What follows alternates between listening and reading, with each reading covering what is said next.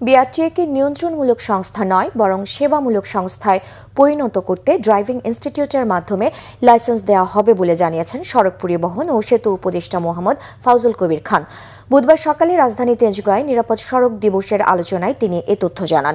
সড়ক দুর্ঘটনায় ফিটনেসবিহীন যানবাহনগুলোকে অন্যতম কারণ হিসেবে উল্লেখ করে উপদেষ্টা বলেন, রাস্তা থেকে দ্রুতই ফিটনেসবিহীন গাড়ি সরিয়ে ফেলা হবে। পাশাপাশি মোটরসাইকেল আরোহীদের অবশ্যই হেলমেট ব্যবহারের তাগিদ দেন তিনি।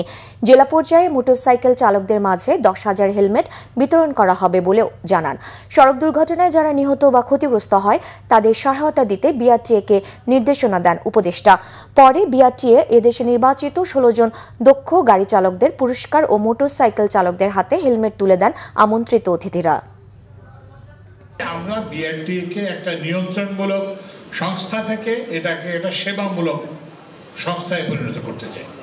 তো এখন ড্রাইভিং লাইসেন্স পেতে হলে আপনাকে কি করতে হবে?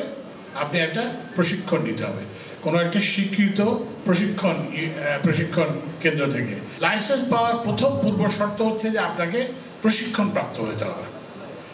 তো এই জন্য আমরা বলেছি যে সামনে লাইসেন্স পেতে হলে আপনাকে 60 ঘন্টার প্রশিক্ষণ নিতে হবে এবং এই প্রশিক্ষণের ব্যবস্থা আমরা করব। এবং আপনি যখন প্রশিক্ষণ নেবেন তা আপনার তো আয় থাকবে না, সেজন্য আমরা প্রশিক্ষণ একটা ভাতা আপনাদেরকে দেব।